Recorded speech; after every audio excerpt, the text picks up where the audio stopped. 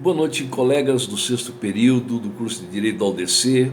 Nós vamos dar continuidade com os nossos estudos sobre o direito do consumidor, a norma de proteção e defesa do consumidor. Lembrando que o Código de Defesa do Consumidor, ele nos traz normas de caráter principiológico, são princípios gerais apenas, elas não se exaurem em si. O Código de Defesa do Consumidor, ele não se exaure em si mesmo, não é uma norma única de proteção ao consumidor, aos interesses do consumidor.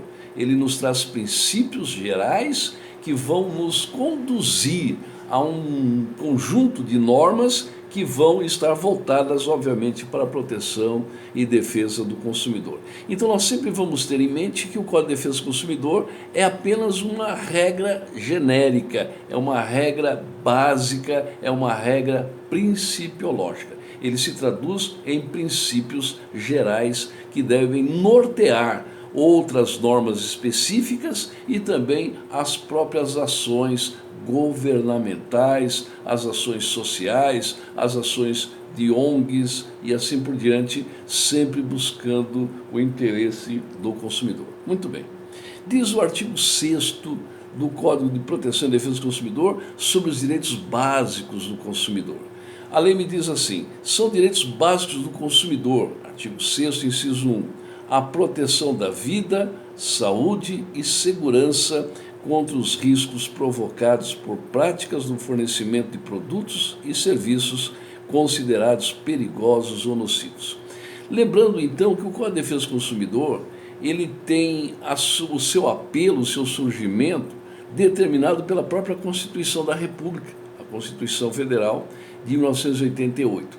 E a Constituição da República, também como nós já vimos exaustivamente, ela se assenta no princípio da dignidade da pessoa humana. Uma das principais características da Constituição da República, um dos seus princípios fundantes, lá no artigo 1º da Constituição, princípio fundante do Estado brasileiro. Não é um princípio constitucional, lembrando sempre isso, princípio fundante do Estado brasileiro, o Estado democrático de direito, entre outros, são 4, mas o princípio da dignidade da pessoa humana, artigo 1º, inciso 3 da Constituição da República. Baseado então nesse apelo de proteção e de respeito à dignidade da pessoa humana, é que o Código de Defesa do Consumidor, ele nos traz esses requisitos básicos, sempre lembrando que a proteção da vida, da saúde e a segurança são os principais interesses jurídicos do consumidor a serem amparados pela norma e pelo sistema normativo consumerista. E essa preocupação com a proteção da vida, saúde e segurança se dá contra os riscos provocados por práticas no fornecimento de produtos ou serviços considerados perigosos. Então vejam vocês que há determinados produtos, há determinados serviços que são necessários e que normalmente podem, pela sua própria natureza, representar um risco de dano, seja a própria pessoa na sua vida, seja a sua saúde ou seja a sua segurança. Imagine que um simples bujão de gás, ou botijão de gás de cozinha, ele é um elemento, é uma matéria, uma mercadoria altamente indispensável à nossa sobrevivência. Hoje, na modernidade, as pessoas não conseguem viver sem o gás, não vamos necessariamente viver sempre baseado na base do fogão de lenha, embora isso também seja até possível e seja até atrativo para alguns, mas não é o geral, não é a regra geral. A regra comum é que nós tenhamos um conforto, nós nos habituamos com o conforto da modernidade, então nós precisamos comprar um bujão de gás. Isso obviamente representa um risco à nossa segurança, representa um risco à nossa vida, e é por isso que o fornecedor dessa mercadoria, desse gás, ele precisa estar ciente que, embora ele pretenda realizar uma atividade econômica que, em regra geral, vai atender a uma necessidade do consumidor, mas ele precisa estar atento também aos riscos que esse fornecimento desse produto provoca nesse consumidor. Da mesma forma, imagine vocês, você tem que abastecer o seu automóvel num posto de combustível. Ora, o combustível também é algo extremamente nocivo, ele traz um risco à saúde. Imagine você então estar respirando ou você estar convivendo com aquele odor de combustível, de gasolina, e aquilo certamente pode provocar um dano aos pulmões, pode provocar um dano à saúde, e tudo isso representa, portanto, um risco que deve ser protegido e deve ser considerado pelo fornecedor no que respeita à proteção do consumidor. E também no que respeita à própria segurança, seja tanto no fornecimento dos produtos, seja também com relação ao fornecimento de serviços.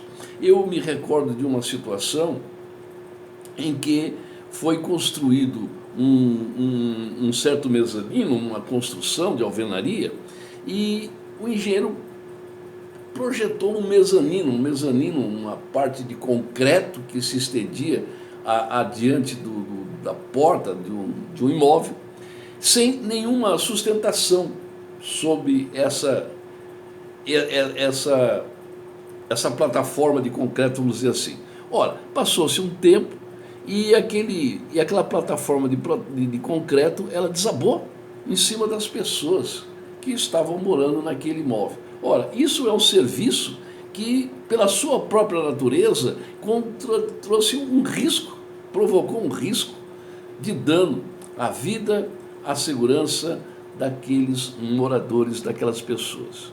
É óbvio que esse engenheiro responsável teve que responder não só pelos danos materiais que ele causou, mas também pelos danos materiais, uma vez que atingiu os direitos da personalidade, os direitos da pessoa humana. É nesse sentido, então, que nós verificamos que todo fornecimento de produto ou fornecimento de serviços, que pela sua própria natureza, eles impliquem num risco de dano à pessoa, à saúde ou à segurança, esse fornecedor, ele tem que se responsabilizar. Ele não pode se eximir dessa responsabilidade, ele será sempre responsável e cabe ao fornecedor, então, promover, obviamente, os meios para assegurar, ou quem sabe se não evitar, por vezes é difícil evitar isso, mas ele tem que considerar a hipótese de minimizar esses riscos. Ele tem que considerar a hipótese de reduzir ao máximo possível os riscos de dano que possam vir a ser provocados. Quando nós estudamos sobre a responsabilidade civil, nós teremos a oportunidade de falar um pouquinho sobre isso também lá na frente, a respeito da responsabilidade por vício do produto ou do serviço. Nós vamos também compreender que a responsabilidade civil, ela está garantindo o risco, ou está garantindo contra o risco. É exatamente disso que fala o artigo 6º, inciso 1. É preciso considerar como direito básico do consumidor a proteção da vida, saúde e segurança contra os riscos. Esses riscos, eles vão estar sempre presentes. Esses produtos, pela sua própria natureza, pela sua própria característica, esses serviços, eles sempre representarão um risco. Mas esse risco, ele não necessariamente vai se transformar num sinistro. Pelo risco, não há nenhuma responsabilidade. Pelo risco, não há nenhuma responsabilidade. A responsabilidade civil, eu repito, ela só ocorre no momento do sinistro, que é a ocorrência do fato em si. É importante nós deixarmos isso bem claro. Portanto, não é contra o risco que nós vamos buscar a responsabilidade do fornecedor, mas nós vamos buscar do fornecedor que ele tenha uma conduta compatível com a proteção contra os riscos provocados pelos serviços ou pelas mercadorias, pelos produtos que ele fornece, principalmente quando esses produtos, esses serviços são considerados perigosos ou são considerados de alto risco à segurança, à saúde ou à vida das pessoas. E aí nós vamos encontrar que o risco está presente em todos os momentos da nossa vida. O artigo 927 do Código Civil, por exemplo, ele diz que o risco é algo constante, é algo que está permanente na vida de todos nós indivíduos. Todos nós estamos colocando em risco. É o que nós chamamos de responsabilidade objetiva. O Código Civil ele trabalha hoje com a teoria do risco e não mais com a teoria da culpa, como acontecia no texto do Código Civil anterior. Então é contra o risco que nós temos que precaver no fornecimento do produto ou dos serviços considerados perigosos. Agora, o que é que nós podemos considerar perigosos, afinal? O risco existe em tudo. Agora, inclusive, nesse período de pandemia, até mesmo um espirro, até mesmo o fato de nós sairmos desse nosso isolamento social e nos colocarmos em público, isso se traduz num risco de contágio, de contaminação das demais pessoas que convivem conosco, ainda que nós não saibamos disso. Então vejam que a nossa própria existência humana se tornou um risco. A nossa presença no mundo social se tornou um risco.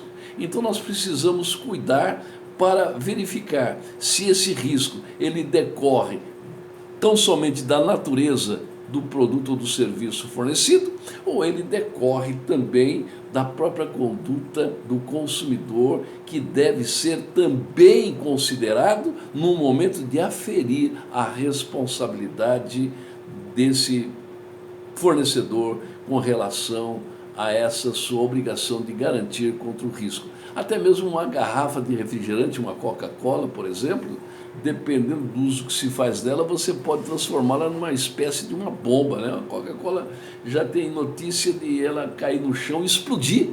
Mas, ora, quem é que vai saber que a Coca-Cola produz esse dano todo? O seu fornecedor, o seu fabricante, ele tem a obrigação de precaver, prevenir contra os riscos que esse produto eventualmente venha a apresentar. E assim